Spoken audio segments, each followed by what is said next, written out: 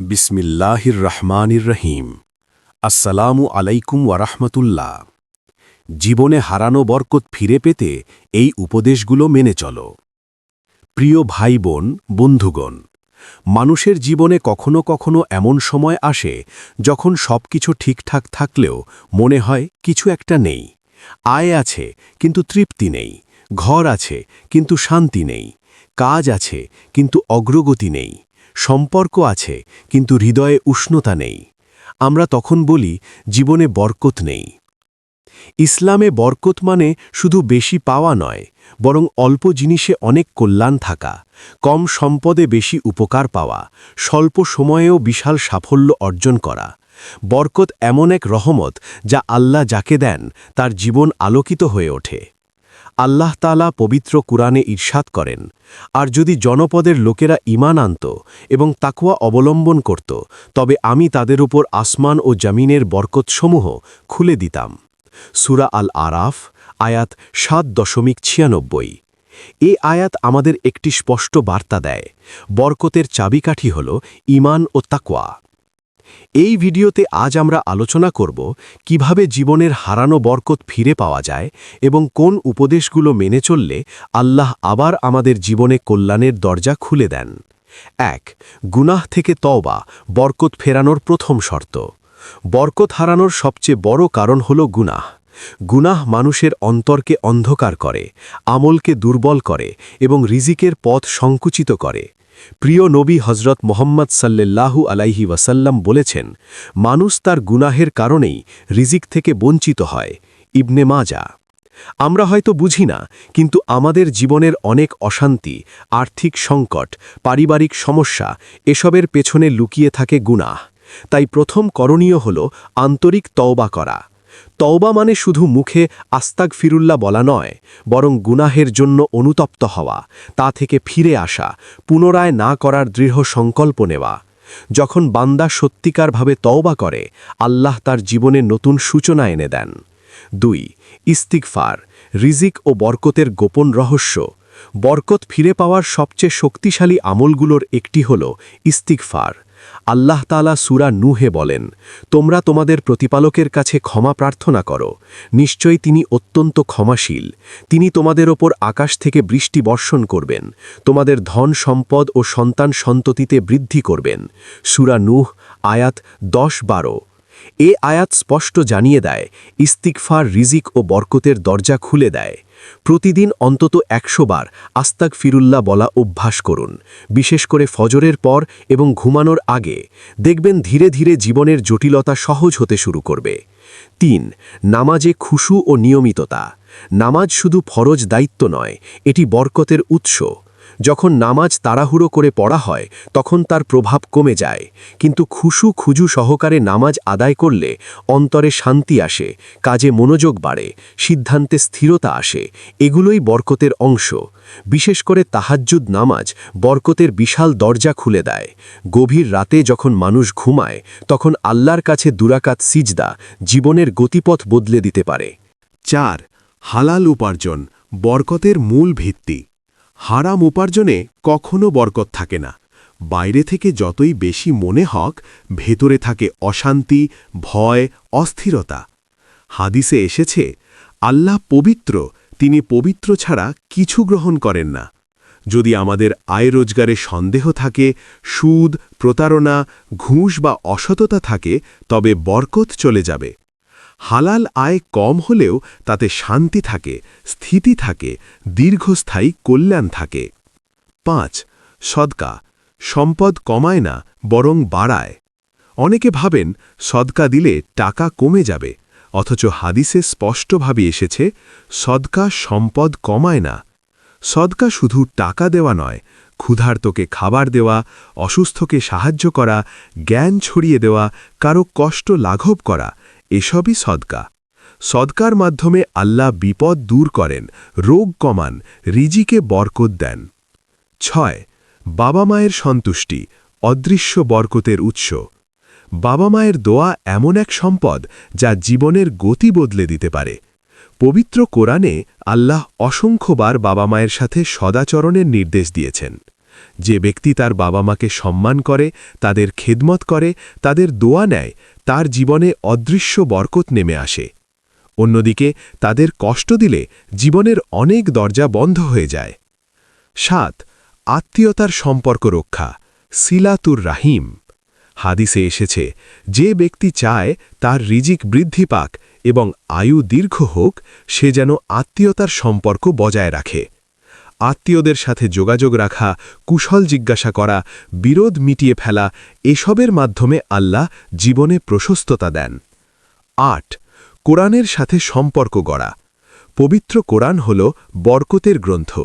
প্রতিদিন অল্প হলেও কোরআন তেলাওয়াত করলে ঘরে শান্তি আসে। গবেষণায় দেখা গেছে, কোরআনের তেলাওয়াত মানুষের মানসিক স্ত্রাপ কমায়, হৃদস্পন্দন স্বাভাবিক করে। যে ঘরে কোরআন তেলাওয়াত হয়, সে ঘর শয়তানের প্রভাব থেকে সুরক্ষিত থাকে। ৯. সময়ের কদর করা। বরকত শুধু টাকায় নয়, সময়েও।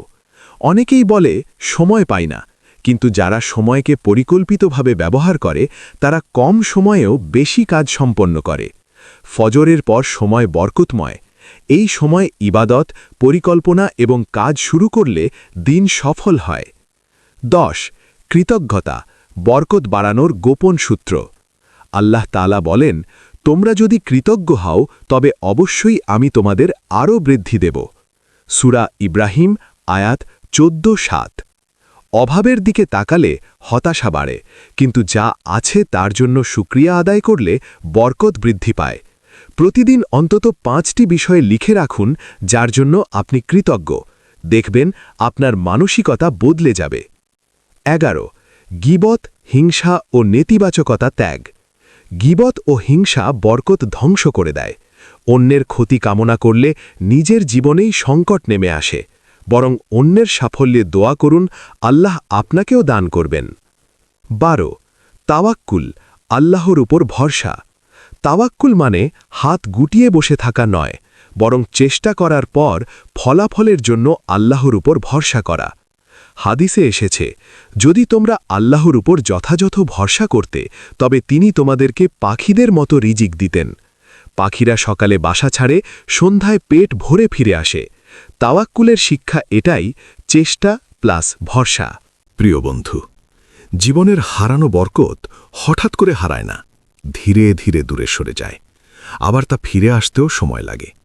তবে সুখবর হল, বরকতের দরজা কখনো স্থায়ীভাবে বন্ধ হয় না। আল্লাহর রহমত অসীম।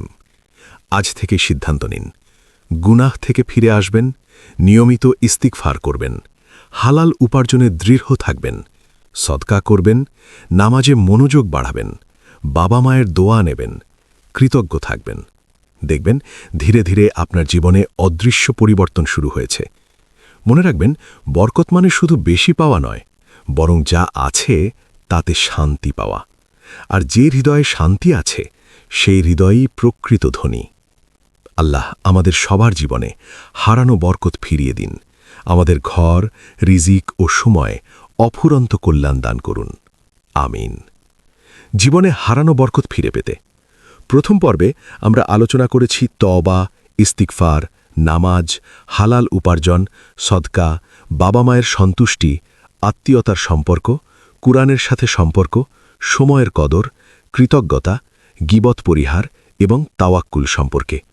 এবার আমরা আরও কিছু গভীর ও কার্যকর উপদেশ নিয়ে আলোচনা করব, যেগুলো মেনে চললে ইনশাআল্লাহ জীবনে হারানো বরকত ধীরে ধীরে ফিরে আসবে। ১৩. ফজরের বরকতকে গুরুত্ব দিন।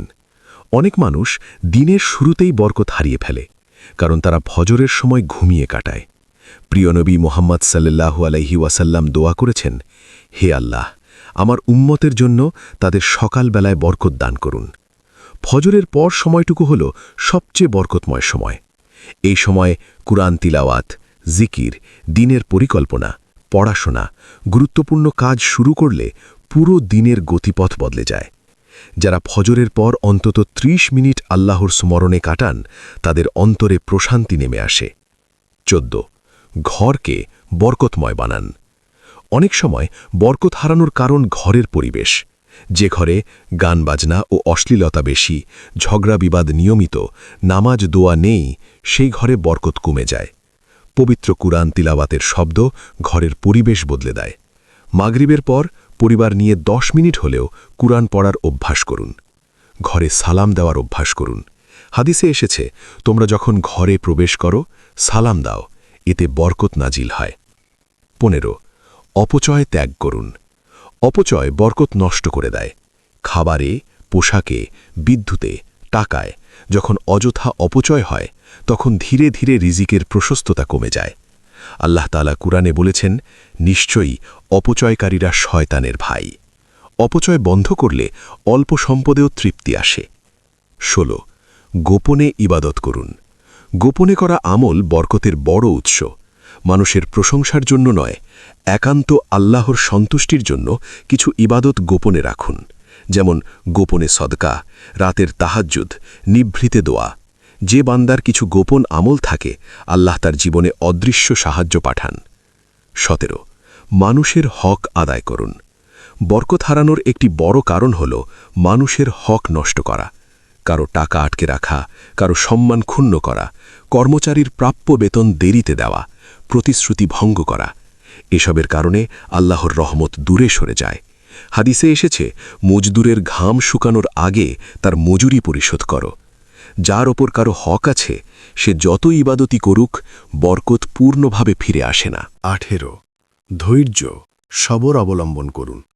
অনেক সময় আমরা দ্রুত ফল চাই, কিন্তু বরকত ধৈর্যের সাথে আসে।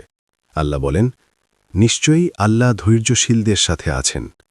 ধৈর্য মানে চুপচাপ কষ্ট সহ্য করা নয়, বরং সঠিক পথে থেকে অবিচল থাকা। যখন কঠিন সময়েও আপনি গুনহা থেকে বাঁচেন, আল্লাহ তখন আপনার জন্যে অদৃশ্য কল্যাণ জমা করেন। 19 দুয়ার শক্তিকে অবহেলা করবেন না। দোয়া হল মুমিনের অস্ত্র। অনেক সময় আমরা চেষ্টা করি, পরিকল্পনা করি, কিন্তু দোয়া করি না। প্রতিদিন এই দোয়াটি পড়তে পারেন, হে আল্লাহ, আমার রিজিকে বরকত দিন, আমার সময়ে বরকত দিন, আমার পরিবারে বরকত দিন। সিজদার সময় দোয়া করুন, রাতের শেষ তৃতীয়াংশে দোয়া করুন, আজান ও ইখমাতের মাঝে দোয়া করুন। এই সময়গুলোতে দোয়া কবুল হওয়ার সম্ভাবনা বেশি। 20 কৃত্রিম জীবন ছেড়ে সরলতা গ্রহণ করুন। অতিরিক্ত দুনিয়ামুখী জীবন বরকত কমিয়ে দেয়।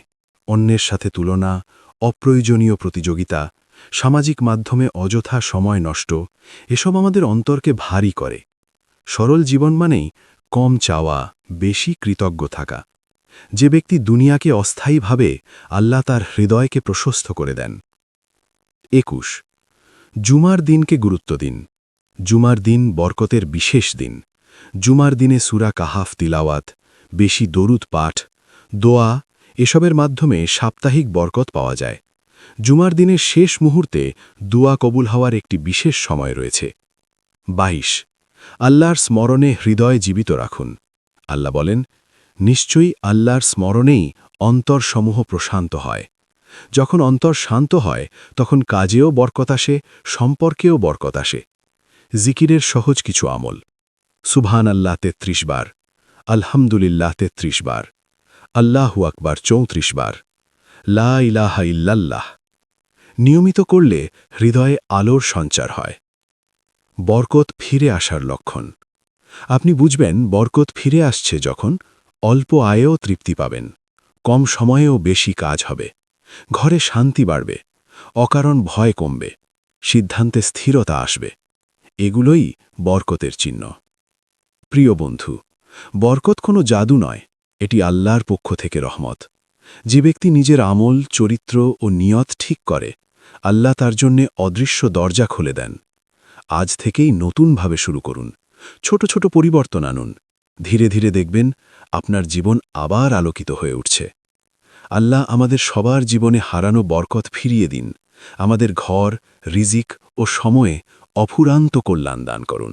হে আল্লাহ, আমাদেরকে সঠিক ঈমান ও ধৈর্যের সাথে চলার তৌফিক দান করো এবং প্রিয় রাসূল সাল্লাল্লাহু আলাইহি ওয়াসাল্লামের সুন্নাহ মেনে ধর্মকর্ম চালিয়ে যাবার তৌফিক দান করো। আমিন ইয়া রাব্বুল আলামিন। এই পর্যন্ত ভিডিওটি দেখার জন্য আপনাকে অসংখ্য ধন্যবাদ। ভালো লাগলে লাইক, শেয়ার এবং ফলো দিয়ে উৎসাহিত করবেন এবং সাবস্ক্রাইব করে পাশে থাকবেন, যাতে এই ধরনের ভিডিও আপনাদের কাছে পৌঁছে দিতে পারি। এবং এই রকম ভিডিও দেখে আমাদের অন্তর আত্মাকে পরিশুদ্ধ করতে পারি। আসসালামু আলাইকুম ওয়া রাহমাতুল্লাহি ওয়া বারাকাতুহু।